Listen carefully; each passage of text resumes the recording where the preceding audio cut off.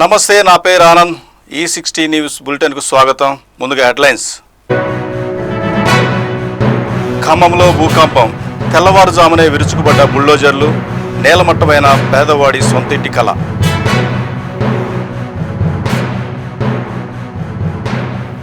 ఐదుగురిని బలి తీసుకున్న కల్తీపాలు, వరలక్ష్మి డైరీ విరిసిన పంజా.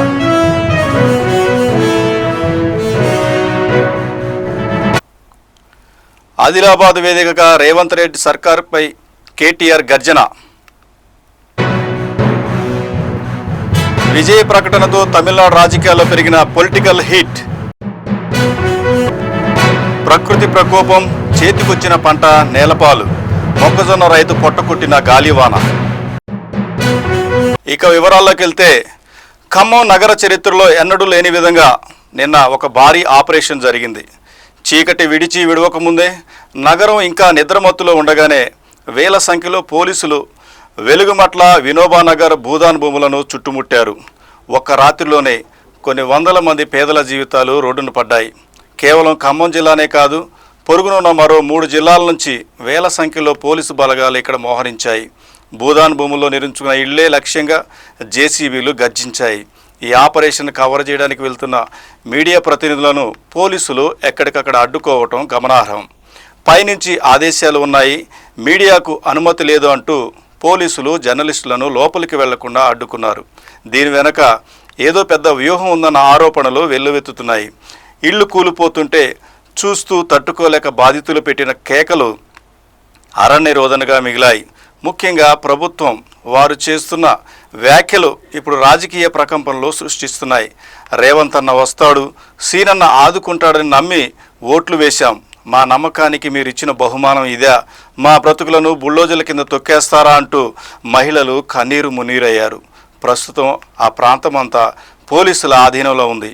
ఇళ్లు కోల్పోయిన బాధితులు ఆశ్రయం లేక రోడ్ల మీదనే బిక్కుబిక్కుమంటూ గడుపుతున్నారు. ప్రభుత్వం ప్రత్యామ్నాయం చూపకుండా ఇలా అర్ధాంతరంగా కూల్చివేయడంపై విపక్షాలు సైతం మండిపడుతున్నాయి. ఇప్పుడు దీనికి సంబంధించిన విజువల్స్ చూద్దాం.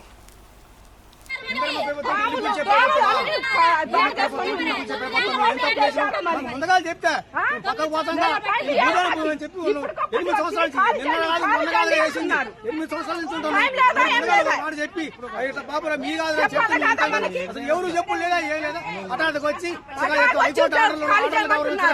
ఏటి కావాలంటున్నా ఏమి చేయరా? ఇది న్యాయమేనా?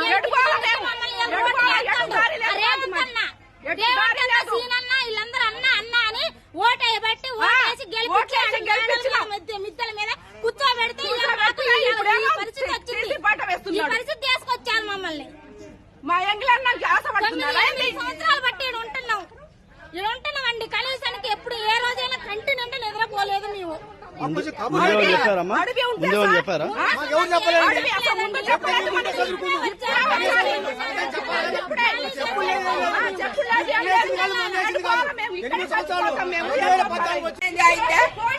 మాకు ఇప్పుడు కష్టపడి కట్టుకున్నాం. ట్యాంకీ కాడి నుంచి 2 గుట్టలు సన్న, ఇప్పుడు ఇది 3వ సారి మేము కట్టుకోవటం. నెల నుంచి పనులు లేకోకుండా ఏం లేకోకుండా ఈయన సాయం చేస్తాడని ఈయనకి డబ్బు లేకుండా ఓటెత్తి ఇలా అన్యాయం చేసి అదే రేవంత్ రెడ్డి గెలవాలనే రూపాయి లేకోకుండా గెలిపించినాం. ఏమలే ఈ ఒక్కసారి ఆయన కొంచెం సాయం చేస్తాడని. కరెంటు సంవత్సరం నుంచి లేదు, నీళ్లు లేవు, నిప్పులు లేవు, కడుపుతో ఉన్న పిల్లలు అన్ని నెల నుంచి పోలీసు వాళ్ళు వచ్చినా కూడా ఒకరోజు తిని ఒకరోజు తినకుండా ఉన్నాం సార్.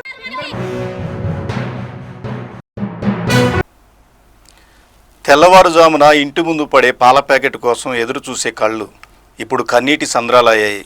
రాజమండ్రి నగారు శివారులో కల్తీ పాలు విసిరిన పంజాకు ఇప్పటి వరకు 5గురు ప్రాణాలు గాలి కలిసిపోయాయి. చిన్నారులు, వృద్ధులు అనే తేడా లేకుండా ఈ విషపూరిత పాలు అందరినీ ఆసుపత్రి పాలు చేశాయి. నిన్నటి వరకు 4గురుగా ఉన్న మృతుల సంఖ్య నేడు 5కు చేరింది. మృతుల్లో వృద్ధులే ఎక్కువగా ఉండటం విషాదకరం.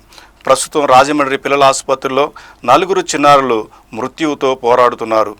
2 చిన్నారులు వెంటిలేటర్పై ఊపిరి పీల్చుకోవడానికి కష్టపడుతుంటే 3 సంవత్సరాల బాబుకు డయాలసిస్ నిర్వహిస్తున్నారు. పాలు తాగిన కొద్దిసేపటికే వాంతులు, కడుపులో నొప్పి, ఆపై శరీరంలో నీరు చేరి అనూహ్య లక్షణాలతో కిడ్నీలు దెబ్బతినడం వైద్యులను కలవరపడుతుంది. కోరుకొండ మండలం నరసాపురం గ్రామంలోని వరలక్ష్మి డైరీ నుంచి సరఫరా అయిన పాలే ఈ అనర్థానికి కారణమని ప్రాథమికంగా గుర్తించారు. డైరీ నిర్వాహకుడు అద్దాల గణేశ్వరరావును పోలీసులు అదుపులోకి తీసుకున్నారు. అక్రమంగా నిర్వహిస్తున్న ఈ డైరీని అధికారులు సీజ్ చేశారు. పాలలో యూరియా లేదా ఏదైనా ప్రమాదక రసాయనం కలిపారా అన్న కోణంలో ల్యాబ్ రిపోర్టుల కోసం నిరీక్షిస్తున్నారు. ముఖ్యమంత్రి చంద్రబాబు నాయుడు ఈ ఘటనపై తీవ్ర దిగ్భ్రాంతి వ్యక్తం చేశారు. డబ్బు కోసం పేదల ప్రాణాలతో చెలగాటమాడితే సహించేది లేదు. మృతుల కుటుంబాలకు 10 లక్షల రూపాయల చొప్పున ఎక్స్గ్రేషియా ప్రకటిస్తున్నాం. బాధితుల వైద్య ఖర్చులన్నీ ప్రభుత్వమే భరిస్తుందని అసెంబ్లీలో ప్రకటించారు. నమ్మకంగా పాలు పోసే వ్యక్తి నమ్మక ద్రోహం చేస్తే ఎన్ని కుటుంబాలు రోడ్డును పడతాయో ఈ ఘటనే నిదర్శనం. ప్రజలంతా అప్రమత్తంగా ఉండాలని, అనుమానం వస్తే వెంటనే ఫిర్యాదు చేయాలని అధికారులు కోరుతున్నారు. రాష్ట్ర రాజకీయాల్లో అరెస్టులు, పరామర్శల పర్వం కొనసాగుతుంది. నిన్న ఆదిలాబాద్ పర్యటనకు వెళ్లిన బీఆర్ఎస్ వర్కింగ్ ప్రెసిడెంట్ కేటీఆర్ అణచివేత రాజకీయాలకు తాము భయపడేది లేదని స్పష్టం చేశారు. జైలు పాలైన తమ పార్టీ కీలక నేత చెన్నూరు మాజీ ఎమ్మెల్యే బాల్కా సుమన్కు బాసటగా నిలిచేందుకు కేటీఆర్ స్వయంగా రంగంలోకి దిగారు. కేటీఆర్ రాకతో ఆదిలాబాద్ జైలు పరిసర ప్రాంతాల్లో పోలీసులు భారీగా మోహరించారు. జైలు నిబంధనల ప్రకారం కేటీఆర్ మరియు ఇతర ముఖ్య నేతలు లోపలికి వెళ్లి బాల్కా సుమన్తో భేటీ అయ్యారు. అక్రమ కేసులు పెట్టి గొంతు నొక్కే ప్రయత్నం చేస్తున్నారని, ప్రజాక్షేత్రంలో దీనికి తగిన సమాధానం చెబుతామని నేతలు ఈ సందర్భంగా ఆగ్రహం వ్యక్తం చేశారు. బాల్కా సుమన్ అరెస్టు తర్వాత కేటీఆర్ స్వయంగా ఆదిలాబాద్ వెళ్లడం ద్వారా పార్టీ శ్రేణుల్లో కొత్త ఉత్సాహం నింపే ప్రయత్నం చేశారు. అటు ఖమ్మం ఘటనలు, ఇటు ఆదిలాబాద్ పరామర్శలు వెరసి తెలంగాణ రాజకీయాల్లో నిన్నటి రోజు అత్యంత ఉత్కంఠభరితంగా సాగింది. తమిళనాడు రాజకీయాల్లో ఇన్నాళ్లు సాగుతున్న ఒకే పందాకు తెరదించుతూ విజయ్ తన ప్రత్యర్థులు ఎవరో స్పష్టంగా ప్రకటించారు. ఇది కేవలం ప్రకటన కాదు, అధికార పక్షానికి విసిరిన బహిరంగ సవాల్. సిద్ధాంతాల పరంగా ఒకరు, అధికార పరంగా మరొకరు అంటూ విజయ్ చేసిన వర్గీకరణ ఇప్పుడు చర్చనీయాంశంగా మారింది. శత్రువు ఒకరు, ప్రత్యర్థి మరొకరు. దేశంలో మతపరమైన విభజనలకు తావులేదని చెబుతూ సిద్ధాంతపరంగా తమ బీజేపీ ప్రధాన శత్రువని విజయ్ తేల్చి చెప్పారు. రాష్ట్రంలో అధికారంలో ఉన్న డీఎంకే తన ప్రధాన రాజకీయ శత్రువని ప్రకటించారు. వారసత్వ రాజకీయం, అవినీతి అంశాలను ప్రస్తావిస్తూ అధికార పక్షంపై నేరుగా యుద్ధం ప్రకటించారు. రాబోయే అసెంబ్లీ ఎన్నికల్లో పోటీ కేవలం 2 పార్టీల మధ్య ఉంటుందది టీవీకే మరియు డీఎంకే అంటూ విజయ్ చేసిన వ్యాఖ్యలు రాజకీయ విశ్లేషకులను ఆశ్చర్యపరిచాయి. ఏఐఏడీఎంకే లాంటి బలమైన ప్రతిపక్షం ఉన్నప్పటికీ తన ప్రధాన పోటీ అధికార పక్షంతోనని చెప్పడం ద్వారా తన ఆత్మవిశ్వాసాన్ని చాటుకున్నారు. విజయ్ ప్రకటనతో డీఎంకే క్యాంపులో అలజడి మొదలైంది. ముఖ్యంగా యువత ఓట్లు టీవీకే వైపు మళ్ళితే అధికార పక్షానికి గడ్డుకాలం తప్పదని విశ్లేషకులు భావిస్తున్నారు. ఇన్నాళ్ళు సినిమాల్లో డైలాగులు పీల్చిన విజయ్ ఇప్పుడు రాజకీయాల్లో ఏ మేరకు ప్రభావం చూపుతారో చూడాలి. దీనికి సంబంధించిన విజువల్స్ ఇప్పుడు చూద్దాం. விஜய்க்கும் ஸ்டாலின் சாருக்கும் நடக்கிற போர்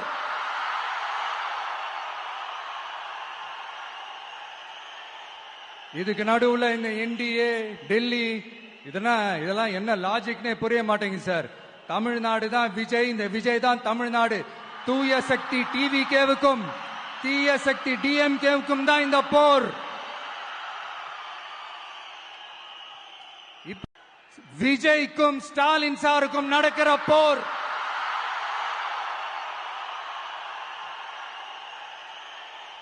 இதுக்கு நடுவுல இந்த என்டிஏ டெல்லி இதெல்லாம் என்ன லாஜிக்னே புரிய மாட்டேங்குது சார். தமிழ்நாடு தான் விஜய், இந்த விஜய் தான் தமிழ்நாடு. தூய சக்தி டிவிகேவுக்கும் தீய சக்தி டிஎம்கேவுக்கும் தான் இந்த போர்.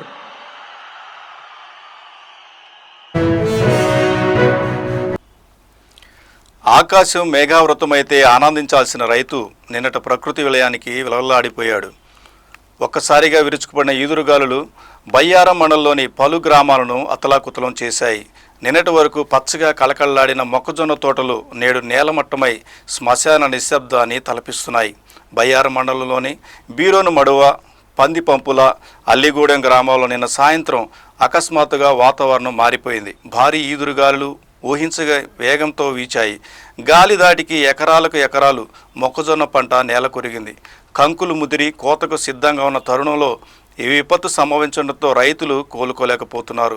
వేల రూపాయల అప్పులు తెచ్చి పెట్టుబడి పెట్టాం. రాత్రింబావులు కష్టపడి పంటను కాపాడుకున్నాం.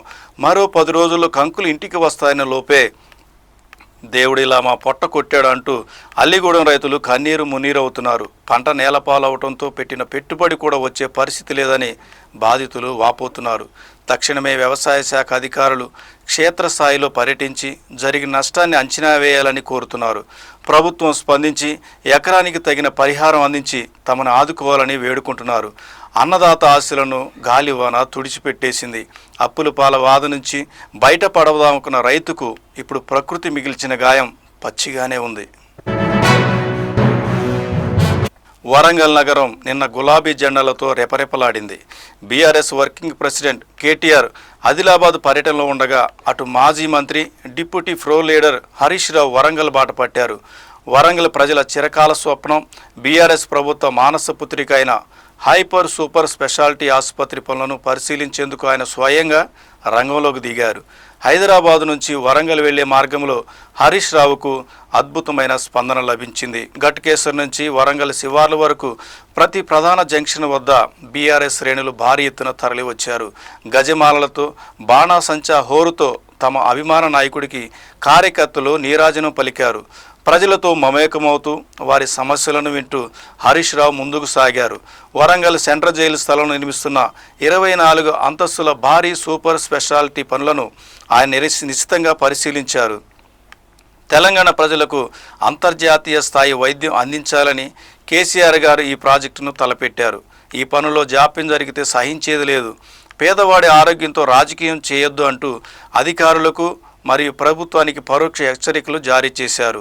సూపర్ స్పెషాలిటీ ఆసుపత్రి నిర్మాణ పనుల పురోగతి పరిశీలన, పార్టీ అధికారం కోల్పోయినప్పటి నుండి ప్రజా సమస్యలపై మరియు డెవలప్మెంట్ ప్రాజెక్టులపై బీఆర్ఎస్ పట్టు సడలలేదని నిరూపించే ప్రయత్నం హరీష్ రావు పర్యటనలో ఓరుగల్లులో పార్టీ శ్రేణులు సరికొత్త జోష్ నిలిపింది.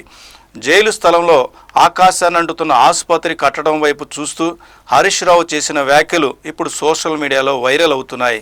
ఇది కేవలం ఇటుకల కూడా కాదు, వరంగల్ ప్రజల ప్రాణాలను కాపాడే సంజీవని. దీనికి పూర్తి చేసే బాధ్యత ఈ ప్రభుత్వమై ఉంది. మేము వదిలిపెట్టమన్న ఆయన మాటలు క్యాడర్లో ధైర్యాన్ని నింపాయి. తెల్లటి పాలలో నల్లటి కల్తీ కోరలు చాస్తుంది. రాజమండ్రిలో కల్తీ పాలు తాగి నిన్న 5గురు మరణించిన ఘటనతో రాష్ట్ర వ్యాప్తంగా పాల కేంద్రాలపై నిఘా పెరిగింది.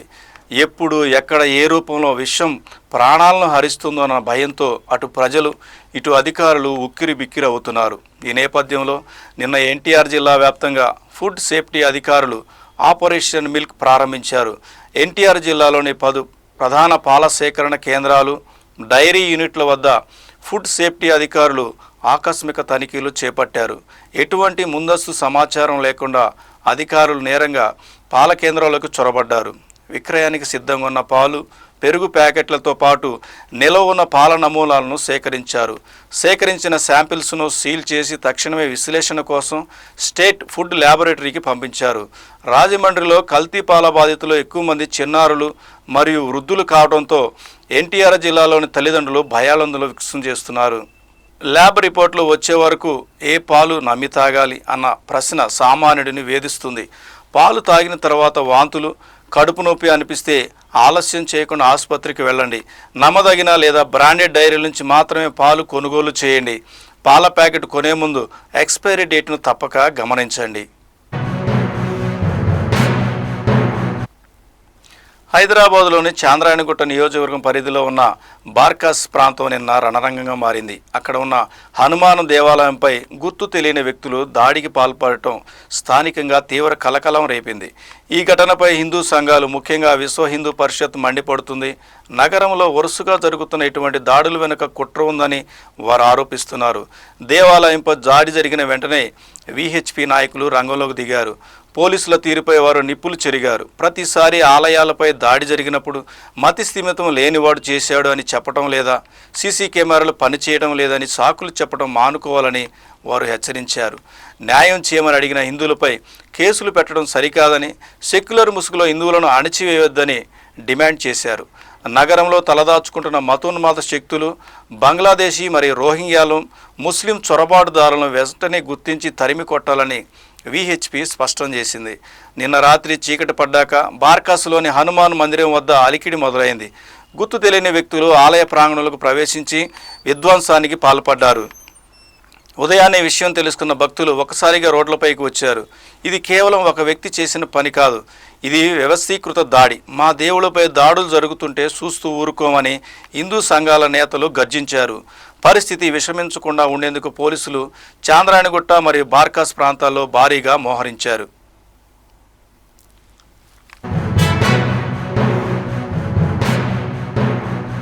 తెలంగాణలో జనసేన పార్టీ కార్యకలాపాలను ముమ్మరం చేస్తూ పార్టీ అధినేత పవన్ కళ్యాణ్ తీసుకున్న నిర్ణయం ఇప్పుడు రాజకీయ వర్గాల్లో చర్చనీయాంశంగా మారింది.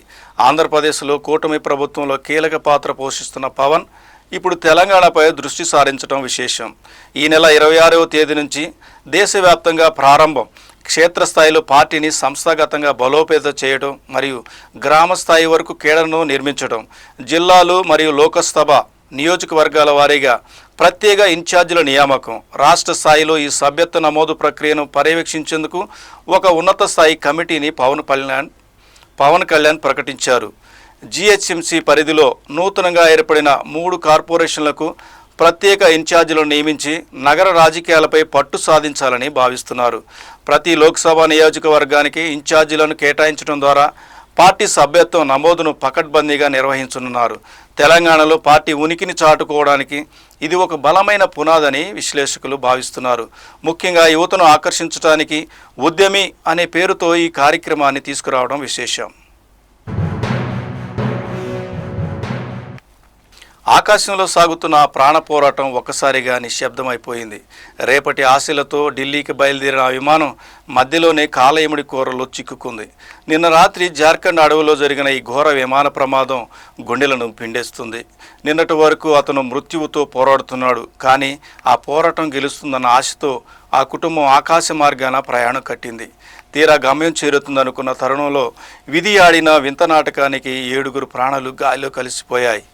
సంజయ్ కుమార్, పైలట్లు కెప్టెన్ వివేకా వికాస్ భగత్, కెప్టెన్ సావరాజ్ దీప్ సింగ్, వైద్య బృందం డాక్టర్ వికాస్ కుమార్ గుప్తా, సచిన్ కుమార్ మిశ్రా, సహాయకులు అర్చనాదేవి, దురు కుమార్ వైద్యం కోసం వెళ్తూ వైద్యుల సమక్షంలోనే ప్రాణాలు కోల్పోవటం ఆ కుటుంబానికి తీరని శోకం. ఒక ప్రాణాన్ని కాపాడబోయి 7 ప్రాణాలు బలి కావటం యావత్ దేశాన్ని కలచివేస్తుంది. హనుమకొండలోని విద్యా కుసుమాల నిలయం కాకతీయ విశ్వవిద్యాలయం సాక్షిగా నిన్న ఒక వింత ఘోరం జరిగింది. సిద్ధాంతాల కోసం కాదు, రాజకీయాల కోసం అసలే కాదు, కేవలం ఒక పూట చికెన్ కోసం విద్యార్థులు వీధి రౌడీలా ప్రవర్తించారు. నిన్న మధ్యాహ్నం వెలుగు చూసిన ఈ చికెన్ చిచ్చు ఆలస్యంగా బయటపడి యూనివర్సిటీ పరువును బజారు పడేసింది. ఆదివారం మధ్యాహ్నం హాస్టల్ మెస్సులో గుమగుమలాడే చికెన్ వడ్డన పూర్తయింది. లంచ్ ముగిసిన తర్వాత పాత్రలో మిగిలిపోయిన చికెన్పై కొందరు విద్యార్థులు కన్నుపడింది. ఆ మిగిలిన ముక్కలను పంచుకోవడంలో మొదలైన చిన్నపాటి మాట పట్టింపు కాసేపటికే నేనా నువ్వా అనే స్థాయికి చేరింది. ఒకవైపు MBA ఫస్ట్ ఇయర్ విద్యార్థులు, మరోవైపు ఎకనామిక్స్ ఫస్ట్ ఇయర్ విద్యార్థులు ఇద్దరి మధ్య మొదలైన వాగ్వివాదం చూస్తుండగానే వికృత రూపం దాల్చింది. పుస్తకాలు పట్టాల్సిన చేతులు కర్రలు పట్టాయి. హాస్టల్ ప్రాంగణంలోనే ఒకరినొకరు తరుముకుంటూ కర్రలతో దాడి చేసుకున్నారు. విద్యార్థుల కేకలు, గొడవలతో హాస్టల్ అంతా భీతావహంగా మారింది. తెలంగాణ ఉద్యమంలో కీలక పాత్ర పోషించిన కేయు గడ్డపై ఇలాంటి చికెన్ ముక్కల కోసం విద్యార్థులు కొట్టుకోవడంపై సర్వత్రా విమర్శలు వ్యక్తమవుతున్నాయి. చదువుకొని ఉన్నత స్థానాలకు వెళ్లాల్సిన యువత క్షణికావేశంలో ఇలాంటి పనులు చేయటం చూసి తోటి విద్యార్థులే ముక్కును వేలేసుకుంటున్నారు. ప్రస్తుతం యూనివర్సిటీ వార్డెన్ మరియు రిజిస్ట్రార్ ఈ ఘటనపై అంతర్గత విచారణ చేపట్టారు. గొడవ కారణమైన వారిని గుర్తించి హాస్టల్ నుంచి బహిష్కరించే యోచనలో ఉన్నట్లు సమాచారం.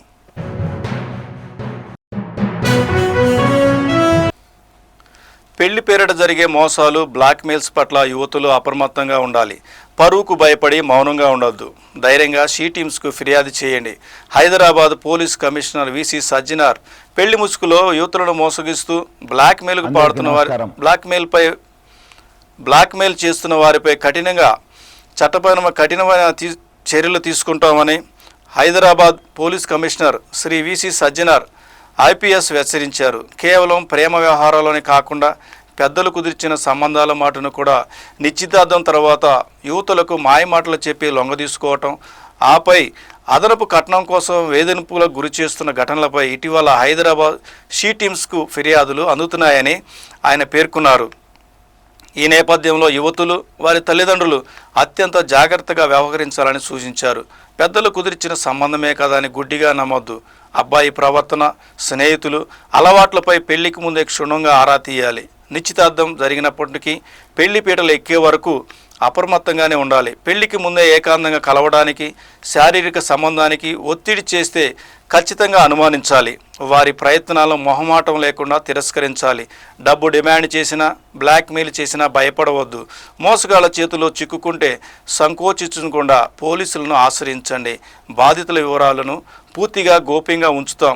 ఇలాంటి బెదిరింపులు ఎదురైతే వెంటనే Hyderabad she teams WhatsApp number 9490616555 కానీ డైల్ 100కి కానీ కాల్ చేసి ఫిర్యాదు చేయాలి.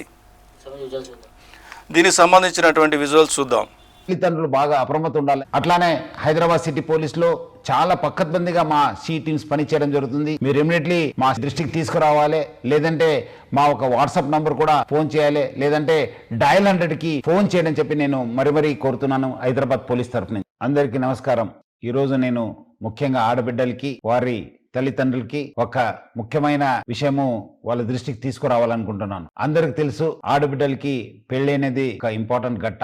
ఈ మధ్యలో ఆ ఒక్క పెళ్లి చూపుతోని పెద్దలు కుదిరించిన పెళ్లి అని చెప్పి కొంతమంది మా ఆడబిడ్డలకి వాళ్ళ తల్లిదండ్రులు కూడా మోసం చేస్తున్నారని చెప్పి మా దృష్టికి రావడం జరిగింది. ముఖ్యంగా కొంతమంది మీడియేటర్స్ ద్వారా, కొంతమంది యూత్స్ వాళ్ళు పెద్దలు చూపించినట్లు వాళ్ళ దగ్గర వెళ్ళి ఒక ఫిక్స్ చేసుకోవడము, తర్వాత ఆడబిడ్డలకి ఏదో మాయమాటలు చెప్పి గిఫ్ట్స్ పేరుతోని మోసం చేయడం జరుగుతుంది. దాని కాకుండా ముఖ్యమైన ఏమంటే వాళ్ళని శారీరకంగా కూడా వాడుకోవడం జరుగుతుంది. ఎందుకంటే పెద్దలు కుదిరించింది కదా, ఇంకా ఏముంది, వాళ్ళ పెళ్లి అయిపోతుంది, మనం ఎందుకు ఆలస్యం అని చెప్పి కూడా వాళ్ళని బలవంతంగా వాడుకోవడం జరుగుతుంది. సో ముఖ్యంగా ఆడబిడ్డలకి, వాళ్ళ తల్లిదండ్రులకు నేను ముఖ్య గమనిక ఏమంటే, ఆడబిడ్డలు మీరు పెళ్లి పీటలు ఎక్కేదాకా చాలా అప్రమత్తం ఉండాలని చెప్పి నేను కోరుతున్నాను. ఎవరు ఎంత ఆశ చూపించినా మీరు మాత్రము ఎట్టి పరిస్థితి లొంగకండి. మీరు మీ జాగ్రత్తలో ఉండాలి. క్యాన్సిల్ అయితే క్యాన్సిల్ కావచ్చు కానీ, బట్ దాన్ని మళ్ళీ తర్వాత మీకు బ్లాక్మెయిల్ చేసి మీకు మిస్యూజ్ చేసే అవకాశం ఉంటుంది. మళ్ళీ అదే విధంగా వాళ్ళు మళ్ళీ వేరే వాళ్ళు కూడా మోసం చేసే అవకాశం ఉంటుంది. సో ఎవరు కూడా మీకు పెళ్లి చూపులు అయింది, మీరు ఫిక్స్ అయిపోయింది, ఎంగేజ్మెంట్ అయిందని చెప్పి ఆ ఒక్క ఆశలు తీసుకుని మీకు మోసం చేసే అవకాశం ఉంటుంది. అందుకు మీరందరూ కూడా బాగా అలర్ట్ ఉండాలి. తల్లిదండ్రులు బాగా అప్రమత్తం ఉండాలి. అట్లానే హైదరాబాద్ సిటీ పోలీసులో చాలా పక్కద్బందిగా మా షీ టీమ్స్ పనిచేయడం జరుగుతుంది. మీరు ఇమీడియట్లీ మా దృష్టికి తీసుకురావాలి, లేదంటే మా ఒక వాట్సాప్ నంబర్ కూడా ఫోన్ చేయాలి, లేదంటే డయల్ 100కి ఫోన్ చేయడం చెప్పి నేను మరీ కోరుతున్నాను హైదరాబాద్ పోలీస్ తరఫు నుంచి. అందరికీ నమస్కారం. ఆధునిక కాలంలో మానవ సంబంధాలు ఎంత దిగజారుతున్నాయో చెప్పడానికి ఈ ఘటనే నిదర్శనం. ఒక తల్లి కడుపును పుట్టిన బిడ్డ ప్రాణం కంటే తాను కట్టుకునే చీరకి ఎక్కువ విలువ ఇచ్చింది. కేవలం 3 అంతస్తులో పడ్డ చీరను తెచ్చేందుకు కొడుకును యమపాశం లాంటి తాడుతో కట్టి నడి ఆకాశంలో వేలాడదీసింది. తల్లి ప్రేమ గురించి కథలుగా చెప్పుకుంటాం, బిడ్డ కోసం ప్రాణాలను ఇస్తుందని నమ్ముతాం. కానీ నిన్న వైరల్ అయిన ఒక దృశ్యం చూస్తే ఆ నమ్మకం ముక్కలైపోవాల్సిందే. 4వ అంతస్తు నుంచి ఒక బాలుడు తాళుతో వేలాడుతూ కిందకు దిగుతున్నాడు. కింద భూమి కనిపిస్తుంది. ఏమాత్రం పట్టు తప్పినా ఆ చిన్నారి ప్రాణాలు గాల్లో కలవడం ఖాయం. ఇంతకీ ఆ బాబు ఎందుకు అలా వేలాడుతున్నాడో తెలిస్తే మీరు షాక్ అవుతారు. అసలేం జరిగింది? ఒక అపార్ట్మెంట్లోని 4వ అంతస్తులో నివసించే ఆ మహిళ కట్టుకునే చీర గాలికి ఎగిరి కింద ఉన్న 3వ అంతస్తు బాల్కనీలో పడింది. ఆ సమయంలో ఆ ఫ్లాట్ తాళం వేసి ఉంది. దీంతో ఆ చీరను ఎలాగైనా దక్కించుకోవాలని ఆ తల్లికి ఒక వికృత ఆలోచన వచ్చింది. పక్క బిల్డింగులో ఉన్నవారు ఈ భయంకర దృశ్యాన్ని వీడియో తీసి సోషల్ మీడియాలో పోస్ట్ చేయడంతో అది కాస్త నిన్న కార్చిచ్చులా వ్యాపించింది. సీర కోసం చిన్న బిడ్డ ప్రాణాన్ని పణంగా పెడతావా, నువ్వు తల్లివా లేక రాక్షసువా అంటూ నెటిజన్లు ఆ మహిళపై విరుచుకుపడ్డారు. మరికొందరు ఇది మూర్ఖత్వానికి పరాకాష్ట, ఆ చిన్నారికి ఏమైనా జరిగి ఉంటే ఎవరు బాధ్యులు అని ప్రశ్నిస్తున్నారు. ఒక చీర పోతే 100 చీరలు కొనుక్కోవచ్చు, కానీ ఒకసారి ప్రాణం పోతే తిరిగి వస్తుందా అని సామాన్యులు సైతం ఆవేదన వ్యక్తం చేస్తున్నారు. ఉద్యోగులకు బంపర్ ఆఫర్ 1.2 కోట్ల భారీ ప్రమాద బీమా ప్రీమియం ప్రభుత్వమే భరిస్తుంది. తెలంగాణ ప్రభుత్వ ఉద్యోగులకు శుభవార్త. డాక్టర్ బిఆర్ అంబేద్కర్ సచివాలయంలో ముఖ్యమంత్రి రేవంత్ రెడ్డి గారి అధ్యక్షతన జరిగిన మంత్రి మండలి సమావేశం చారిత్రాత్మక నిర్ణయాలు తీసుకుంది. లక్షలాది మంది ఉద్యోగులు, పెన్షనర్ల దశాబ్దాల కలను నిజం చేస్తూ క్యాష్లెస్ హెల్త్ స్కీమ్కు ఆమోద ముద్ర వేసింది. అంతేకాకుండా దేశంలోనే ఎక్కడా లేని విధంగా భారీ ప్రమాద బీమాను ప్రకటించి ఉద్యోగ వర్గాల్లో కొత్త ఉత్సాహం నింపింది. దీర్ఘకాలంగా పెండింగ్లో ఉన్న క్యాష్లెస్ ఎంప్లాయీ హెల్త్ స్కీమ్కు గ్రీన్ సిగ్నల్ ఇచ్చింది. 652 ప్రైవేటు ఆసుపత్రుల్లో దాదాపు 1998 రకాల చికిత్సలకు ₹1 కూడా చెల్లించాల్సిన అవసరం లేదు. దీనికోసం ప్రతి ఉద్యోగికి డిజిటల్ హెల్త్ కార్డులను ప్రభుత్వం జారీ చేయనుంది. రవాణా రంగంలోనూ ప్రభుత్వం సంచలన నిర్ణయం తీసుకుంది. హైదరాబాదు మెట్రో ఫేజ్ 1 L&T నుంచి స్వాధీనం చేసుకోవాలని నిర్ణయించింది. ఇకపై మెట్రో ఫేజ్ 2ను కేంద్ర రాష్ట్ర ప్రభుత్వాలు సంయుక్తంగా విస్తరించనున్నాయి. మరోవైపు రంగారెడ్డి జిల్లా కోహిడాలో భారీ మల్టీ మోడల్ లాజిస్టిక్స్ పార్కును మరియు పండ్ల మార్కెట్ ఏర్పాటుకు 200 ఎకరాలకు పైగా భూమిని కేటాయించింది. హైదరాబాద్, వికారాబాద్ జిల్లాలోని 4 గ్రామాలను HMDA పరిధిలోకి చేరుస్తూ నిర్ణయం తీసుకుంది. భద్రాచలంలో మినీ స్టేడియం, ఖమ్మంలో టీటీడీ ఆధ్వర్యంలో వెంకటేశ్వర స్వామి ఆలయ నిర్మాణానికి 20 ఎకరాల భూమి కేటాయిస్తూ కేబినెట్ నిర్ణయం తీసుకుంది. కేబినెట్ తీసుకున్న నిర్ణయాలను మంత్రులు పొంగులేటి శ్రీనివాసరెడ్డి, అడ్లూరి లక్ష్మణ్ కుమార్, వాకిటి శ్రీహరి గారు మీడియాకు వెల్లడించారు. దీనికి సంబంధించినటువంటి విజువల్స్ చూద్దాం.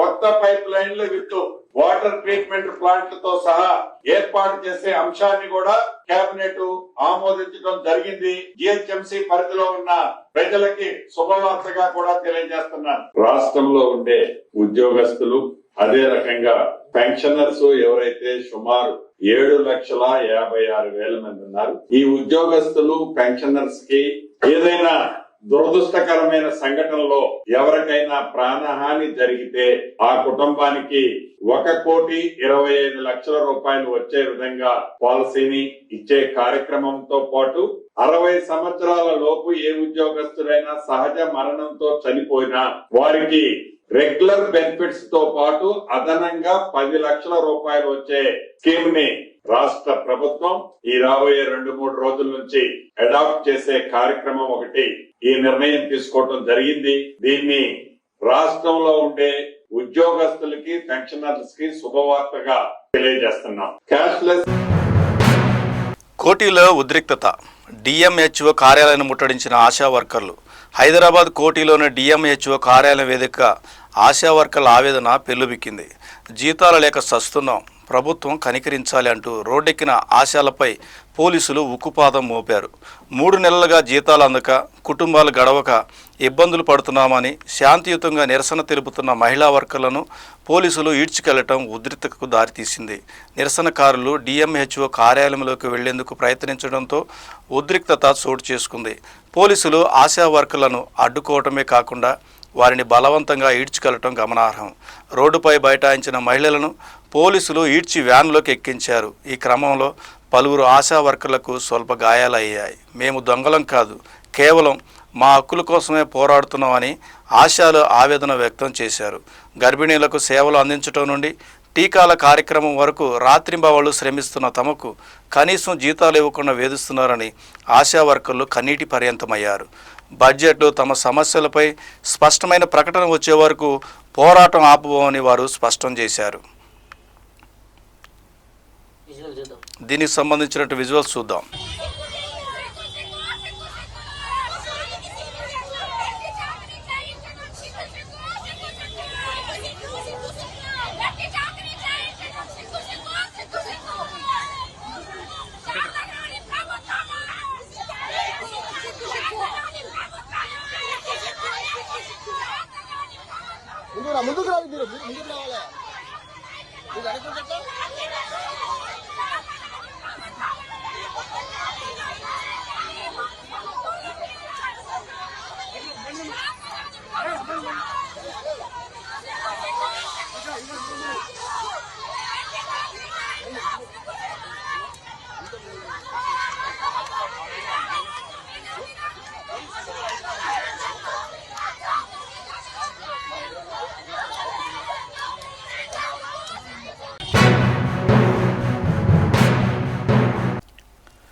నిర్మల్ జిల్లాలో మారిన వాతావరణం, ఈదురుగాలులతో కూడిన వర్షం.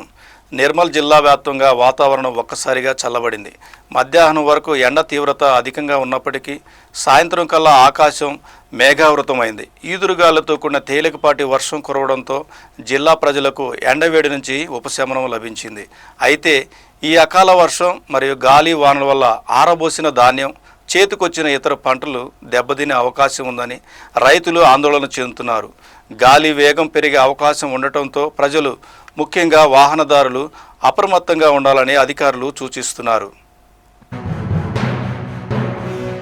కుమ్మెర ఘటనను ఖండించిన మంత్రి పొన్నం. హైదరాబాద్ నాగర్ కర్నూలు జిల్లా కుమ్మెర మల్లన్న జాతరలో రజక కుటుంబంపై జరిగిన దాడిని రవాణా మరియు బీసీ సంక్షేమ శాఖ మంత్రి పొన్నం ప్రభాకర్ ఖండించారు.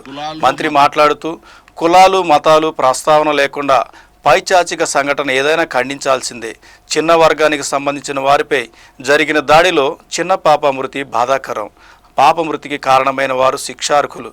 ఏ రాజకీయ పార్టీ అయినా, ఏ కులమైనా, ఏ మతమైనా, ఏ ప్రాంతమైనా కఠిన చర్యలు తీసుకోవాలని డీజీపీతో మాట్లాడాను. బాధిత కుటుంబానికి రాష్ట్ర ప్రభుత్వం అండగా ఉంటుందని ముఖ్యమంత్రి తెలిపారని అన్నారు. దీనికి సంబంధించిన విజువల్స్ చూద్దాం. ఇబ్బంది పడేటువంటి పరిస్థితి రాకుండా మీకు అన్ని రకాలుగా న్యాయం చేసేటువంటి విధంగా ప్రభుత్వ చర్యలు ఉంటాయని మనం చేస్తాం. కులాలు మతము ప్రస్తావన లేకుండా పైశాచికమైనటువంటి సంఘటన ఏదైనా ఖండించదలసిందే. అందులో ఒక చిన్న వర్గానికి సంబంధించినటువంటి చిన్న పాప మృతికి కారణమైనటువంటి వాళ్ళు తప్పకుండా శిక్షార్హులే. ఏ పార్టీ అయినా, ఏ కులమైనా, ఏ మతమైనా, ఏ ప్రాంతమైనా. నేను డీజీపీ గారితో కూడా మాట్లాడినా ఆ అంశం మీద కఠినంగా స్పందించి చర్యలు తీసుకోమని చెప్పి కోరుతూ, కుటుంబానికి, బాధిత కుటుంబానికి అండగా ఈ రాష్ట్ర ప్రభుత్వం ఉంటుంది. ముఖ్యమంత్రి గారు కూడా నిన్న చెప్పినారు, ఎక్కడ కూడా ఇబ్బంది పడేటువంటి పరిస్థితి రాకుండా మీకు అన్ని రకాలుగా న్యాయం చేసేటువంటి విధంగా ప్రభుత్వ చర్యలు ఉంటాయని మనం చేస్తాం. శిల్పిగా, కళాకారుడిగా ప్రభుత్వాలు అడిగితే ఖచ్చితంగా నా తోడ్పాటు ఉంటుంది. ఎంఈ రమణారెడ్డి. కళాకారులకు రాజకీయ రంగు పొలవడం నీచమైన చర్య. తెలంగాణ ప్రభుత్వం ప్రతిష్టాత్మకంగా తలపెట్టిన మహాత్మా గాంధీ భారీ పార్క్ రిడ్జ్ అపార్ట్మెంట్ ఇటీవల వార్తలో ప్రాధాన్యత పొందిన విషయం. విగ్రహ నిర్మాణానికి సంబంధించిన భూసేకరణ విషయం మీ అందరికీ తెలిసిందే. మా కుటుంబం కూడా మధు పార్కర్ రిడ్జ్ నివసిస్తున్న 450 కుటుంబాల్లో ఒకరం. ఈ సందర్భంలో ఈ నెల 21వ తేదీన ఒక ప్రముఖ పత్రికలో హైదరాబాద్ ఎడిషన్ మొదటి పేజీలో నా అనుమతి లేకుండా నేను ఎప్పుడూ చేయని వ్యాఖ్యలను చేసినట్టుగా, అలాగే కాంగ్రెస్ పార్టీ గౌరవ ముఖ్యమంత్రి శ్రీ రేవంత్ రెడ్డి గారి పేర్లను ప్రస్తావించినట్టుగా తప్పుడు మరియు అసత్య కథనం ప్రచురించబడినది.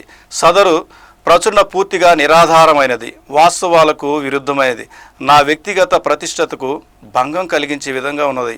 ఈ తప్పుడు కథనాలను సోషల్ మీడియా వేదికగా నాపై వస్తున్న అసత్య ప్రచారాలను ఖండిస్తున్నాను.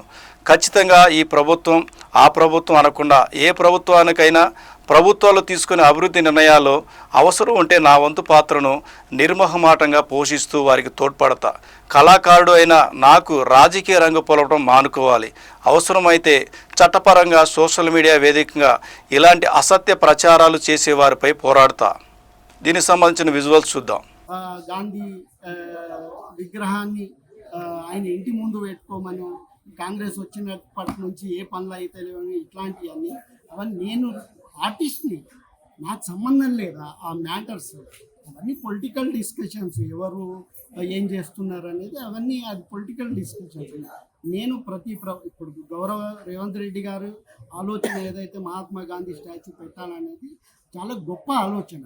నేను ఒక ఆర్టిస్ట్గా చెప్పగలుగుతా. ఎందుకంటే మన దేశం కానీ, మన రాష్ట్రం కానీ, మన సిటీ హైదరాబాదు అంతర్జాతీయంగా ఇంపార్టెన్స్ గెయిన్ చేయాలంటే మన పరిసరాలు బాగుండాలి, మన నదులు బాగుండాలి, నదుల్లో ఒక మంచి నీరు ఉండాలి. సో మన పిల్లలు కూడా అక్కడికి వెళ్ళి ఆడుకోగలిగే పరిస్థితి ఉండాలి. సో అట్లాంటి పరిస్థితులు వచ్చే ప్రయత్నం అనేది నేను ఎప్పుడు ఆర్టిస్ట్గా చాలా మెచ్చుకోగలిగినటువంటి అంశం అది. సో డెఫినెట్లీ అది జరగాలి. కాకపోతే అందులో ఉన్నటువంటి బాధితులకు ఏ రకమైనటువంటి న్యాయం చేస్తారో అది ప్రభుత్వం తీసుకోవాల్సిన నిర్ణయం. కానీ కళాకారుడిగా నేను అద్భుతం చాలా మెచ్చుకుంటాను. నేను పొలిటీషియన్ కాదు, నేను ఏ పార్టీని దూషించలేరు. నేను అనని మాటలు అన్ని వాళ్ళు రాసి మళ్ళీ నన్ను నా క్యారెక్టర్ని అసాసిన్ చేసి ట్రోలింగ్ చేయడము, సో అది ఆపటం ఆర్టీసీ గర్జన చలో సెక్రటరియట్తో దద్దరిల్లుతున్న హైదరాబాద్. భాగ్యనగరం నేడు ఆర్టీసీ కార్మికుల గర్జనతో దద్దరిల్లుతుంది. గత కొంతకాలంగా పెండింగ్లో ఉన్న తమ సమస్యలను పరిష్కరించాలంటూ ఆర్టీసీ జేఏసీ నేడు చలో సెక్రటరియట్కు పిలుపునిచ్చింది. ఇందిరా పార్క్ నుంచి సచివాలయం వైపు దూసుకెళ్తున్న వేలాది మంది కార్మికులతో లోయర్ ట్యాంక్ బండ్ పరిసరాలు రణరంగంగా మారాయి. ఆర్టీసీని ప్రభుత్వంలో విలీనం చేయడంతో పాటు 11 ప్రధాన డిమాండ్ల సాధనే లక్ష్యంగా ఈ పోరాటం సాగుతుంది. ఈ ఉద్రిక్త పరిస్థితులపై రవాణా శాఖ మంత్రి పొన్నం ప్రభాకర్ కూడా స్పందించారు. ఇందిరా పార్క్ ధర్నా చౌక్ వద్ద ఉదయం నుంచే భారీగా చేరుకున్న ఆర్టీసీ కార్మికులు సచివాలయంపు ప్రదర్శనకు బయలుదేరారు. పోలీసులు ఎక్కడికక్కడ బారికేడ్లు వేసి అడ్డుకోవడంతో తూపులాట చోటు చేసుకుంది. మా జీతాలు మాకివ్వండి, మా హక్కులు కాపాడండి అంటూ హోరెత్తితే నినాదాలతో సెక్రటరీ పరిసరాలు మారుమోగుతున్నాయి. పోలీసులు పలువురు జేఏసీ నేతలను ముందస్తుగా అదుపులోకి తీసుకోవడంతో పరిస్థితి మరింత ఉద్రిక్తంగా మారింది. ఒకవైపు అసెంబ్లీలో బడ్జెట్ చర్చలు, మరోవైపు రోడ్లపై ఆర్టీసీ కార్మికుల పోరాటంతో తెలంగాణ రాజకీయం వేడెక్కింది. దీనికి సంబంధించిన విజువల్స్ చూద్దాం. కేసీఆర్ గారు ప్రభుత్వం దిగిపోయే ముందు ఇదే కాంగ్రెస్ పార్టీ ఇప్పుడు ఉన్నటువంటి రేవంత్ రెడ్డి ముఖ్యమంత్రి వర్యులు ఏం చెప్పిండో, మీకు బిర్యానీ కావాలని కోరిండ్రు, మీకు బిర్యానీ కాదు కదా పప్పు బువ్వ పెట్టడానికి కూడా కేసీఆర్ దగ్గర గిన్నె లేదు, ఆ పప్పు బువ్వ ఉడకదు, మంట పెట్టడానికి మంట లేదు, వండడానికి గిన్నె లేదు, నా దగ్గర ఉన్నది గిన్నె, నా దగ్గర ఉన్నది పప్పు, నా దగ్గర ఉన్నది బియ్యం, నన్ను ముఖ్యమంత్రి చేయండి, మీకు వండి పెట్టడానికి నేను సిద్ధంగా ఉంటానని మేనిఫెస్టోలో పెట్టినటువంటి చరిత్ర గల వ్యక్తి కేసీఆర్. టీడీపీ నేతల పెట్టుబడితో కొని ప్రభుత్వానికే అద్దెకిస్తున్నారా? ఆంధ్రప్రదేశ్ ప్రభుత్వ ఏవియేషన్ ఖర్చులపై ఇప్పుడు రాజకీయ యుద్ధం మొదలైంది. ముఖ్యమంత్రి చంద్రబాబు నాయుడు గారు వినియోగిస్తున్న హెలికాప్టర్ వెనుక భారీ కుంభకోణం దాగి ఉందంటూ వైఎస్ఆర్సీపీ రాష్ట్ర అధికార ప్రతినిధి కారుమూరు వెంకటరెడ్డి గారు సంచలన ఆరోపణలు చేశారు. ప్రభుత్వ ఖజానా నుంచి ప్రజాధనాన్ని మళ్లించి పరోక్షంగా టీడీపీ నాయకులు లబ్ధికి చేకూరుస్తున్నారంటూ ఆయన కొన్ని లెక్కలను బయటపెట్టారు.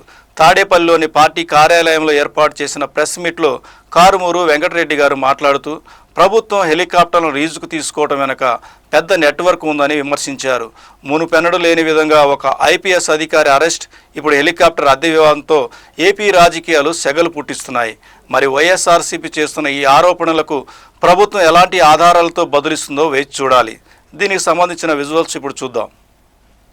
అక్కడికి వెళ్తారు వీళ్ళు పొద్దునొచ్చి సాయంత్రం. ఇప్పుడు మీరు చూస్తే ఈ 20 నెలల కాలంలో ముఖ్యమంత్రి చంద్రబాబు నాయుడు గారు ఒక 85 నుంచి 90 సార్లకు పైగా, నారా లోకేష్ 90 నుంచి 100 సార్లు పైగా హైదరాబాద్, పవన్ కళ్యాణ్ అయితే లెక్కే లేదు, పొద్దునొచ్చి సాయంత్రం వెళ్ళటమే కదా. ఇవన్నీ ప్రభుత్వమే చెల్లిస్తా ఉన్నటువంటిది ఒకటి. రెండోది, ఈ హెలికాప్టర్ గురించి ఇప్పుడు ఎందుకు డిస్కస్ చేయాల్సి వస్తుందంటే 172 కోట్లు పెట్టి చిప్సన్ యావియేషన్ నుంచి ఇది Mercedes Benz Airbus H160, Mercedes Benz Airbus H160 ఒక విదేశీ కంపెనీ చేత కొనిపించారు. ట్రాన్సాక్షన్ అంతా అక్కడే జరిగింది. ఈ విదేశీ కంపెనీలో టీడీపీ నాయకుడి చేత 172 కోట్లు అక్కడ పెట్టుబడి పెట్టించేసి దాన్ని ఇప్పుడు చంద్రబాబు నాయుడు గారు అంటే ప్రభుత్వం అద్దె చెల్లించింది. అంటే ప్రభుత్వం డైరెక్ట్ గా కొనుగోలు చేయకుండా అద్దెకు తీసుకుంటారు. డబ్బులేమో చంద్రబాబు నాయుడు గారికి సంబంధించి తెలుగుదేశం వ్యక్తి చేత పెట్టిస్తారు. పెట్టించేసి దాన్ని రెంట్కు తీసుకుంటున్నట్టుగా ఇప్పుడు రెంట్ పే చేస్తారు.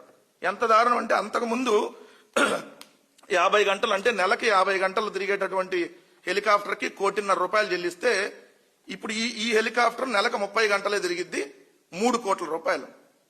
అంటే సంవత్సరానికి 12 మూళ్ళు, నెలకి 3 కోట్లు చెప్పడం 36 కోట్లు నెలకి. అంటే 5 సంవత్సరాల్లో హెలికాప్టర్ డబ్బులన్నీ వచ్చేస్తాయి మళ్ళీ వాళ్ళకి. ఇది ఓన్లీ హెలికాప్టర్కి, మళ్ళీ విమాన ఖర్చులు సపరేట్. ఇప్పుడు చంద్రబాబు నాయుడు గారు వాడుతున్నటువంటి హెలికాప్టర్, దీన్ని హెలికాప్టర్ కొనుగోలు చేయడానికి ఒక కమిటీ అని వేశారు వాళ్ళు. అప్పుడు ఆ కమిటీ వేసిన కంటే ముందే కొనుగోలు చేసి పెట్టారు. ఏదో తూతూ మంత్రంగా అప్పుడు కమిటీ వేశారు. ఎందుకంటే 13/5/2025 కమిటీ వేశారు. బట్ 26/6/2025 అంటే కమిటీ వేసిన నెల రోజులు కూడా కాకముందే ఆల్రెడీ ఇదంతా రెడీ అయింది పూణేలో. అప్పుడు ఇది పూణేలో రెడీ అవుతున్నప్పుడు తీసినటువంటిది. సో ఇప్పుడు చంద్రబాబు నాయుడు గారు తిరుగుతున్నటువంటి హెలికాప్టర్ ఇది. అంటే దీని మీద కూడా విచారం జరగాలి. అంటే ఇప్పుడు నెలకి 3 విజయ్ కుమార్ సింగ్, వికే సింగ్ అంటారు ఆయన్ని, ఢిల్లీలో వెళ్దాయి. కానీ దీంట్లో పెట్టుబడి పెట్టేది 100 కోట్ల పెట్టుబడి చంద్రబాబు నాయుడు గారిది. సో ఈ రెండు రకాలుగా ఏ విధంగా దోపిడీ చేస్తా ఉన్నారు, ఏ విధంగా ప్రభుత్వ ధనాన్ని వాళ్ళకే మళ్లించుకుంటా ఉన్నారు, అసలైనటువంటి క్విడ్ ప్రోకో ఏంటనేది దీన్ని చూస్తే క్లియర్ గా అర్థం అవుతుంది కదా. అలానే ఏదైతే అజిత్ పవార్ గారి మరణం వెనక విఎస్ఆర్ వెంచర్స్ ఇంకేదో కుట్ర ఉందంటున్నారు కదా, ఖచ్చితంగా దాని మీద కూడా జరగాల్సినటువంటి అవసరం. ఎందుకంటే ఒక ఉప ముఖ్యమంత్రి, ఒక రాష్ట్రానికి ఒక ఉప ముఖ్యమంత్రిగా ఉన్నటువంటి వ్యక్తి ఏదైతే విమాన ప్రమాదంలో చనిపోతే ముందే కేంద్ర మంత్రి ఎలా ప్రకటిస్తాడు, దీనికి ఇదేదో పొగమంచు వాళ్ళని చెప్పి నివేదికలు రాకుండానే ఎలా ప్రకటిస్తాడు. సో ఖచ్చితంగా వీటి మీద కూడా విచారం జరగాలి. ప్రజలకు కూడా ఇదే చెప్తున్నా, ఏ విధంగా దోపిడీ చేస్తా ఏ విధంగా ప్రభుత్వ ధనాన్ని వాళ్ళే మళ్లించుకుంటున్నారో దయచేసి గమనించమని చెప్తా ఉన్నాం. బెజవాడ కనకదుర్గమ్మ ఆలయంలో అత్యంత ప్రతిష్టాత్మకంగా జరుగుతున్న కుంభాభిషేక మహోత్సవానికి ముహూర్తం దగ్గర పడుతుంది. ఈ నేపథ్యంలో భక్తులకు ఎటువంటి అసౌకర్యం కలగకుండా వేడుక కనీ విని ఎరుగని రీతిలో జరిగేలా అధికార యంత్రాంగం కసరత్తు చేస్తుంది. నిన్న ఎంపీ కేసినేని శివనాథ్, కలెక్టర్ మరియు సిపిలతో కలిసి ఆలయ ప్రాంగణంలో క్షేత్రస్థాయి పరిశీలన చేశారు. ముందుగా ఎంపీ కేసినేని శివనాథ్, కలెక్టర్ లక్ష్మీషా, నగర పోలీస్ కమిషనర్ రాజశేఖర్ బాబు అమ్మవారిని దర్శించుకొని ప్రత్యేక పూజలు నిర్వహించారు. వీరికి ఆలయ ఈవో సీనా నాయక్, పాలక మండలి చైర్మన్ బొర్రా గాంధీ పూర్ణకుంభంతో స్వాగతం పలికారు. భక్తుల రద్దీని దృష్టిలో ఉంచుకొని భద్రత కట్టుదిట్టం చేయాలని సిపి రాజశేఖర్ బాబుకు సూచించారు. భక్తుల తీవ్రతను దృష్టిలో ఉంచుకొని తాగునీరు, షామియానాలు, క్యూ లైన్లలో ఓఆర్ఎస్ ప్యాకెట్లు అందుబాటులో ఉంచాలని ఈవోను ఆదేశించారు. నగరంలో ట్రాఫిక్ జామ్ కాకుండా పార్కింగ్ స్థలాలను ముందుగానే గుర్తించి భక్తులకు ఇబ్బంది లేకుండా చూడాలని స్పష్టం చేశారు. కనకదుర్గమ్మ వారి ఆశీస్సులతో ఇవాళ ఇంద్రకీలాద్రి మీద జిల్లా అధికార యంత్రాంగం, ఈ గుడి దుర్గగుడి బోర్డే కాకుండా దుర్గగుడి ఈవో అధికారులు అందరం కలిసి అమ్మవారిని దర్శించుకుని రేపు 6వ తారీఖు, 7వ తారీఖు, 8వ తారీఖు ఈ 3 రోజుల్లో ప్రతి 12 సంవత్సరాలకి అమ్మవారికి పూర్ణ కుంభాభిషేకం జరుగుతుంది. అది గౌరవ ముఖ్యమంత్రి వర్యులు, డిప్యూటీ ముఖ్యమంత్రి వర్యులు, లోకేష్ గారు, మంత్రులు అందరూ కూడా ఈ ఉత్సవ కార్యక్రమంలో పాల్గొంటారు. ఈ ఉత్సవ కార్యక్రమానికి ఏర్పాట్లు ఏ విధంగా చేయాలనేది అందరం కూడా కూర్చుని ఆలోచించి, ఈ ఉత్సవం ప్రతి 12 సంవత్సరాలకి వస్తుంది కాబట్టి ఎంతో మంది భక్తులు, లక్షలాది మంది భక్తులు దర్శించుకోవడానికి వస్తారు. గత 12 సంవత్సరాల క్రితం పెద్దలు కంచికామ కోటి పీఠాధిపతి జయేంద్ర సరస్వతి గారి చేతుల మీదుగా జరిగిన ఈ ఉత్సవం మళ్ళీ ఆయన వారసులైన విజయేంద్ర సరస్వతి గారి చేతుల మీదుగా 6వ తారీఖు ఉదయం 8 గంటలకి హోమం ద్వారా ప్రారంభం కాబోతుంది. కాబట్టి అందరూ కూడా చక్కటి భక్తి శ్రద్ధలతో ఈ కార్యక్రమాన్ని పూర్తి చేయాలని మేమందరం కూడా తలంచి ఇక్కడ ఏ విధమైన ఏర్పాట్లు చేయాలో ఆ విధంగా ఏర్పాట్లు చేయబోతున్నాం. ఈ యొక్క క్రతువు ద్వారా మనం ఆలయ విమాన గోపురాలను సంప్రోక్షణ చేయటం, ఈ సంప్రోక్షణ వల్ల ఆలయ తేజస్సు మరింత పెంపొందించే విధంగా ఉంటుంది క్రతువు యొక్క ముఖ్య ఉద్దేశం. అంతేకాకుండా ఆలయంలో ఉన్న పండితులు, వేద పండితులు, పురోహితులు అందరూ ఈ కార్యక్రమాన్ని, ఈ క్రతువుని నిర్వర్తిస్తారు. కాబట్టి ఈ క్రతువు వల్ల ఆలయం మళ్ళీ పునర్జీవమయ్యి శక్తివంతంగా తయారయ్యే విధంగా ఉండబోతుంది. ఈ కార్యక్రమానికి పెద్దలందరూ కూడా 6, 7, 8 తారీఖున నిశ్చయించారు. మళ్ళీ ప్రతి 12 సంవత్సరాలకి వచ్చే ఈ కార్యక్రమాన్ని అందరూ కూడా దేశ విదేశాల నుంచి వచ్చి భక్తులందరూ అమ్మవారిని దర్శించుకుని ఎటువంటి లోటుపాట్లు లేని ఏర్పాట్లు చేయబోతున్నాం. నమస్కారం. 12 సంవత్సరాలకి ఒకసారి వచ్చే కుంభాభిషేకం కార్యక్రమానికి జిల్లా యంత్రాంగం సిద్ధంగా ఉంది. ఎన్టీఆర్ జిల్లా టీమ్ ఎన్టీఆర్ తోనే ఏ కార్యక్రమం మనం తీసుకుంటున్నాం. ఇప్పుడే ఎంపీ గారు, సిపి గారు చెప్పినట్టు, అలాగే చైర్పర్సన్ గారు, అలాగే ఈవో గారు, అధికారులందరూ సమన్వయంతో, అలాగే టెంపుల్ ఎన్విరాన్మెంట్ మినిస్టర్ గారు, ముఖ్యమంత్రి గారు ఎప్పటికప్పుడు టెంపుల్ పనితీరు, అలాగే ఈ సెలబ్రేషన్స్ ఎలా జరుగుతున్నాయి చేస్తున్నారు. ఈసారి కూడా వచ్చే ఈ మహాకుంభాభిషేకం దీన్ని ఎక్కడ కూడా ఎక్కడ ఇబ్బంది లేకుండా సామాన్య భక్తులు ఇబ్బంది పెట్టమని అదే ప్రకారంగా వచ్చే భక్తులకి ఏ మాత్రం అసౌకర్యం లేకుండా అట్ ద సేమ్ టైం ఎప్పుడు జరగాల్సిన ఈ మహాకుంభాభిషేకం దాన్ని దానికి రిక్వైర్డ్ స్టాండర్డ్గా ఇక్కడ కంప్రమైజ్ అవ్వకుండా చేయడానికి అన్ని ఏర్పాటు చేయడం జరుగుతుంది. వచ్చే భక్తులకి నా విన్నపం ఒకటే, మీరు ఎంత భక్తిభావంతో వస్తారు అంతే పవిత్రంగా ఈ కార్యక్రమం ఇక్కడ నిర్వహించడం జరుగుతుంది. దాంట్లో మీరు పాల్గొని ఖచ్చితంగా మీరు సంతృప్తితో అమ్మవారిని దర్శించుకుని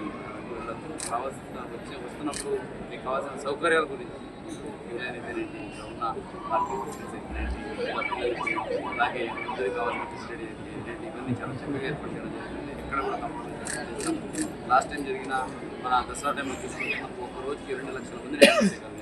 ప్రతి సంవత్సరము పెరుగుతూ ఉంది కాబట్టి ఈసారి రోజుకి 3 లక్షల మందిని కూడా హ్యాండిల్ చేయడానికి జిల్లా యంత్రాంగం అది దేశంలోనే అత్యంత రద్దీగా ఉండే కాన్పూర్ లక్నో రాజీయ రహదారి. వాహనాలు బుల్లెట్ వేగంతో దూసుకెళ్లే ఆ హైవేపై నిన్న రాత్రి సీన్ రివర్స్ అయింది. వాహనాలు వెళ్లాలో లేక అక్కడ డాన్స్ చేస్తున్న యువతుల కోసం ఆగాలా అన్నట్టుగా పరిస్థితి మారింది. రీల్స్ పిచ్చి ముదిరిన కొందరు యువకులు చేసిన పనికి ఇప్పుడు పోలీసులు కటకటాల వెనక పంపించేందుకు సిద్ధమయ్యారు. నిన్న రాత్రి దట్టమైన చీకటిలో హైవేపై వెళ్తున్న వాహనదారులకు ఒక్కసారిగా షాక్ తగిలింది. 2 యువతులు తమ కారును రోడ్డు మధ్యలో ఆపేసి ఫోన్ కెమెరాలు ఆన్ చేసి నాగిని సాంగ్కు స్టెప్పులు వేయటం మొదలుపెట్టారు. స్పీడ్గా వస్తున్న ట్రక్కులు, కార్లు ఆ యువతులను చూసి సడన్ బ్రేకులు వేయాల్సి వచ్చింది. ఏమాత్రం పట్టుతప్పినా అక్కడ ఘోర ప్రమాదం జరిగి ఉండేది. కానీ ఆ యువతులకు మాత్రం తమ రీల్స్ పర్ఫెక్ట్గా వస్తున్నాయా లేదనే ధ్యాసే తప్ప వెనకాల నిలిచిపోయిన ట్రాఫిక్ పట్టలేదు. ఈ తతంగాన్ని ఎవరో వీడియో తీసి సోషల్ మీడియాలో పోస్ట్ చేయడంతో అది కాస్త వైరల్ అయ్యి ఉత్తరప్రదేశ్ పోలీసులకు అంటపడింది. వీడియో ఆధారంగా కారు నెంబర్ను గుర్తించిన పోలీసులు ఆ యువతులపై వివిధ సెక్షన్ల కింద కేసు నమోదు చేశారు. హైవేలపై డ్యాన్సులు ఫ్లోర్లు కావు, మీ వినోదం ఇతరులకు విపత్తు కాకూడదంటూ యూపీ పోలీసు అధికారులు తీవ్ర స్థాయిలో మండిపడ్డారు. కాన్పూర్ లక్నో హైవేపై అర్ధరాత్రి నాగిని డ్యాన్స్, సోషల్ మీడియాలో రీల్స్ కోసం విన్యాసాలు, ట్రాఫిక్ నిబంధనల ఉల్లంఘన మరియు ప్రజలకు అసౌకర్యం కలిగించినందుకు కేసు నమోదు. ఈ మధ్య కాలంలో ఎక్కడ పడితే అక్కడ, అంటే రైల్వే ట్రాకులు, రద్దీగా ఉండే రోడ్లు, చివరకు హాస్పిటల్స్లో కూడా రీల్స్ చేస్తూ ఇతరులను ఇబ్బంది పెడుతున్నారు. ఈ కేసు అలాంటి వారందరికీ ఒక బలమైన హెచ్చరిక. లైకుల కోసం ప్రాణాలతో చెలగాటమాడితే చట్టం తన పని తాను చేసుకుపోతుందని అధికారులు హెచ్చరిస్తున్నారు. తిరుమల పవిత్రత, ఏడుకొండల ప్రాశస్త్యంపై గతంలో జరిగిన ఒక పెద్ద రాజకీయ యుద్ధాన్ని నిన్నటి పరిణామాలు గుర్తు చేశాయి. నాడు దివంగత ముఖ్యమంత్రి వైఎస్ రాజశేఖర రెడ్డి హయాంలో తలెత్తిన వివాదం, దానికి ప్రతిపక్ష నేతగా చంద్రబాబు నాయుడు ఇచ్చిన కౌంటర్, ఈ రెండింటి చుట్టూ నిన్నటి చర్చ సాగింది. వైఎస్ఆర్ ముఖ్యమంత్రిగా ఉన్న సమయంలో తిరుమల కొండలకు సంబంధించి జీవో 338ని జారీ చేశారు. అందులో తిరుమలకు సంబంధించి 7 కొండలు కాదు, కేవలం 2 కొండలే టీటీడీ పరిధిలోకి వస్తాయని పేర్కొనటం అప్పట్లో పెను సంచలనానికి దారితీసింది. ఈ జీవోపై అప్పటి ప్రతిపక్ష నేత చంద్రబాబు నాయుడు నిప్పులు చెరిగారు. హిందూ సంఘాలను ఏకం చేసి స్వామివారి అస్తిత్వాన్ని కాపాడేందుకు పెద్ద ఎత్తున పోరాటాలు చేపట్టారు. భక్తుల నుంచి, విపక్షాల నుంచి వ్యతిరేకత తీవ్రం కావడంతో వైఎస్ఆర్ తన తప్పును గుర్తించారు. ఆ జీవోను వెనక్కి తీసుకుంటూ 2 కాదు 7 కొండలు స్వామివారివి అని కొత్త జీవో జారీ చేయాల్సి వచ్చింది. ఆనాడు చేసిన పోరాటం ఫలించడంతో చంద్రబాబు నాయుడు ఒక ముఖ్యమైన నిబంధన తీసుకున్నారు. 7 కొండల పవిత్రతను కాపాడినందుకు కృతజ్ఞతగా ఆయన కాలినడకన తిరుమల కొండను ఎక్కి శ్రీవారిని దర్శించుకొని తన మొక్కు తీర్చుకున్నారు. ప్రస్తుతం తిరుమల లడ్డు వివాదం లేదా టీటీడీ బోర్డు నిర్ణయాల నేపథ్యంలో పాత జీవోల ప్రస్తావన రావటం ప్రాధాన్యత సంచరించుకుంది. ప్రభుత్వం ఏదైనా పొరపాటు చేస్తే పోరాటాల ద్వారా ఎలా వెనక్కి తగ్గించవచ్చు చెప్పడానికి ఈ జీవో 338 ఒక ఉదాహరణగా నిలిచింది.